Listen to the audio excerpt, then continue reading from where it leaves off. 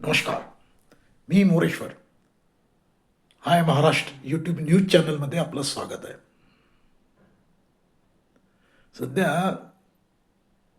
Iran आणि America यांच्यात युद्ध सुरू आहे. आता महिना होत आलेला आहे.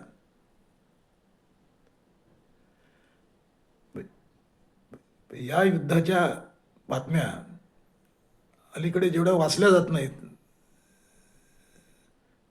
जेवढं लक्ष दिलं जात नाही या बातम्यांकडे, त्याच्यापेक्षा अधिक लक्ष सध्या एका बातमीकडे लक्ष दिले जात आहे गेल्या काही दिवसापासून. ती बातमी आहे स्वतःला कॅप्टन बनवणाऱ्या नाशिक जिल्ह्यातल्या सिन्नरच्या अशोक खरात या नावाच्या एका व्यक्तीची. हा खरात कोण, कुठून आला, काय आला, हे अजूनही कोड आहे. परंतु 25 वर्षापासून या खरातचं काळे धंदे, भोंदूगिरी सुरू होती अशी चर्चा आहे. आता बुवा तेथे बाया असं आचार यात्रेने लिहून ठेवलं आहे. आता हा बुवा अशोक खरात बुवाबाजी करणार, तिथे बाया जमणार. बाया जमल्या आणि नंतर काय होते तेच घडलंय. 7 महिलांवर लैंगिक शोषणाचे गुन्हे या खरातवर दाखल झाले आहेत. एकूण त्यापेक्षा वेगळे 10 गुन्हे वेगळे आहेत. समजा 40 कोटी रुपयाची मालमत्ता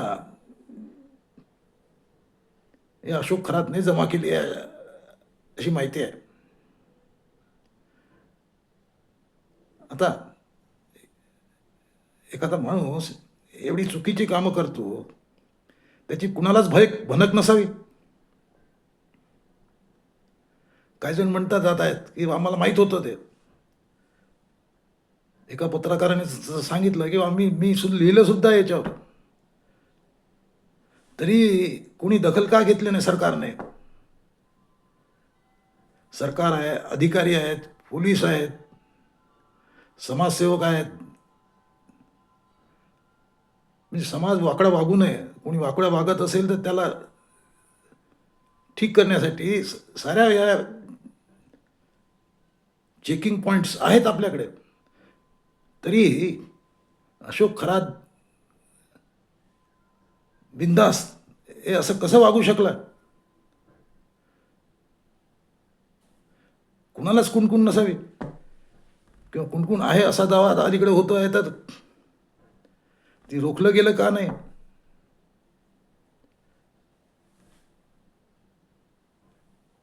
पण हा बाबा एकच नाही आहे, असे अनेक बाबा समाजामध्ये आज फिरतायत, उजळ माथ्याने फिरतायत. कालच एक बाबा पकडला गेला, तो स्वतःला शंकर म्हणवतो आणि समोरच्या महिलेला पार्वती म्हणतो. आपण जन्मोजन्मीचे आहेत असंही सांगतो. अशोक खरात हेच सांगत होता समोरच्या महिलेला, मी कृष्ण आहे, तू राधा आहेस, असं सांगून तो त्या महिलेला वश करायचा. त्या महिलेला गुंगीचं औषध द्यायचं.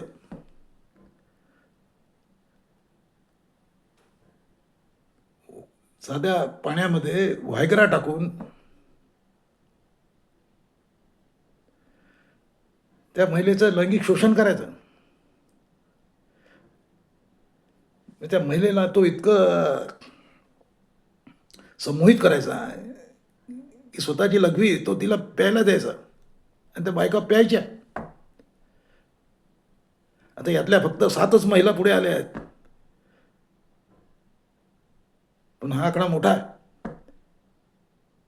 बस समाज काय म्हणेल या भीतीपोटी बायका पुढे येत नाहीत. तुमचं नाव गुप्त ठेवू असं सांगितल्यानंतरही बायका पुढे येत नाहीत. त्यामुळे हे असल्या लोकांचं फावते तेच आता होताना दिसत आहे.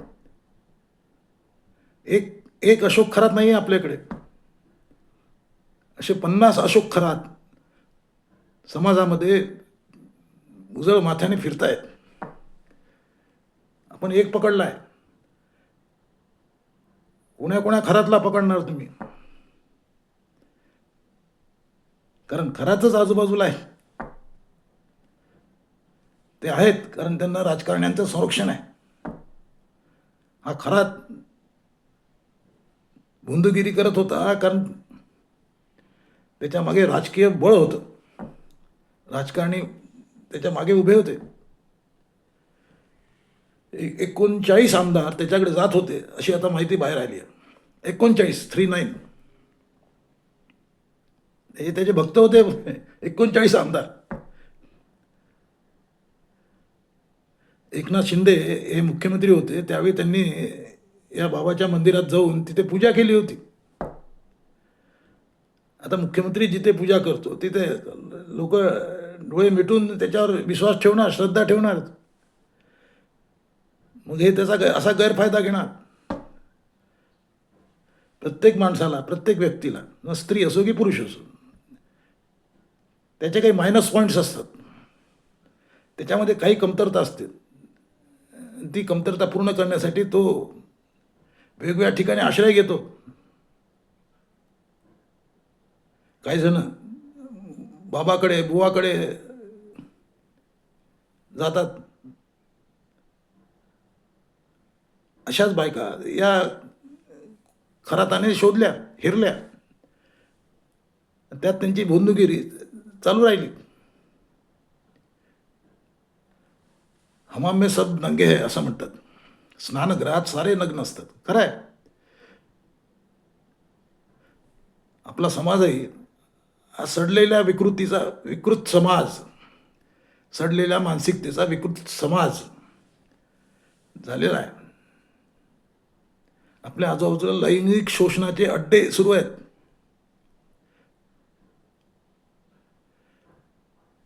सारे मंत्री, अधिकारी, आमदार म्हणजे कसे आहारी गेले होते या बाबाच्या, हे आता हळूहळू बाहेर येत आहे. प्रत्येकाला काही प्रश्न असतात, त्या प्रश्नाची उत्तरच त्याला सापडत नाही, तेव्हा तो अशा बाबांकडे जातो. मग बाबा म्हणतात की साऱ्या प्रश्नाचं उत्तर माझ्याकडे आहे, तू मला शरण ये. अशा शरण आलेले पुरुष, महिला यांचा कसा फायदा या खराताने घेतला ते आता हळूहळू बाहेर येत आहे. श्रद्धा आणि अंधश्रद्धा यात फार मोठं अंतर आहे. दुर्दैवाने श्रद्धा ठेवताना लोक अंधश्रद्धेच्या मागे जातात. त्यातून मग अशा घटना घडतात. गाडगे महाराज, तुकाराम, तुकडोजी महाराज यांनी सांगितलं आहे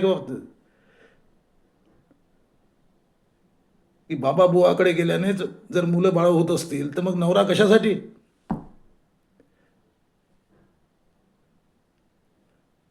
पण तरी लोक सुधारत नाहीत. हा समाज कीर्तनाने सुधारला नाही आणि तमाशाने बिघडला नाही, हे खरं आहे. परंतु शेवटी माणसं आहेत आणि माणसं जेव्हा खचतात तेव्हा ते अशा बाबांच्या शरण जातात. अशा वेळी पोलीस, अधिकारी, मीडिया या सर्वांचं कर्तव्य आहे त्यांना वाचवण्याचं, त्यांना रोखण्याचं, त्यांच्यावर नजर ठेवण्याचं. पण ते होताना दिसत नाही आणि झालेलं नाही. त्यामुळे अशोक खरात इतका वरती पोचला. म्हणजे ज्या मोठ्या लोकांसोबत त्याचे फोटो येत आहेत ते पाहिलं की माणूस थक्क होतो की आपण ज्यांना मोठे समजतो, मोठी माणसं समजतो, सत्ताधारी समजतो, ती माणसं इतकी ढिल्या लंगोटाची आहेत. ज्यांच्यापर्यंत आपण पोचू शकत नाही त्यांच्यापर्यंत हे लोक पोचतात, फोटो काढून घेतात. आणि जे फोटो आलेले आहेत ते फार भयंकर आहेत. हे आपले राज्यकर्ते इतक्या वर्षे या अशोक खरातचा दुकानदारी चालू होती, कोणालाच ते रोखता आलं नाही. आणि आता ते बाहेर आलं आहे तर अजूनही पोलीस आणि सरकार SIT नेमून मोकळं झालं आहे. आता SITचा रिपोर्ट जेव्हा येईल तेव्हा येईल, त्याच्यानंतर तो पोलीस खटला चालेल, नंतर ती फार लांबलचक गोष्ट आहे. पण हे प्रकरण हे फार भयंकर आहे. संघटित गुन्हेगारीचा हा मामला आहे. म्हणजे एकटा अशोक खरात नाही, अशोक खरातला मदत करणारी पुष्कळ माणसं या गँगमध्ये आहेत. समाज समाज हा मोठा विचित्र अवस्थेत सापडलेला आहे. प्रत्येक पातळीवर त्याचं शोषण होत आहे. त्यात महिला सापडतात. महिला हे सॉफ्ट टार्गेट. त्याच्यामुळे अशी माणसे फायदा घेतात. महिला आयोगाच्या अध्यक्ष रुपाली चाकणकर या बाबाची पाद्यपूजा करतायत, असा फोटो व्हायरल झाले आहेत. म्हणजे आपण महिला आयोगाचे अध्यक्ष आहोत याचं तर या महिलेनं भान ठेवायला पाहिजे होतं. पण सध्या सारे राजकारणी नाही, सारे राजकारणी हिशोब ठेवतात. ही बाबा अजितदादांच्या राष्ट्रवादीची प्रदेश अध्यक्ष सुद्धा होती, महिला प्रदेश अध्यक्ष. सांगा, मी तिला नेमताना दादांनी काय विचार केला असेल. आणि तिला महिला आयोगावर पाठवताना जे वेगवेगळ्या चाळण्या लावल्या जातात, त्या चाळण्यामध्ये बाई कशी काय पात्र ठरली असेल, अस्वस्थ करून सोडणारे सारे प्रश्न आहेत.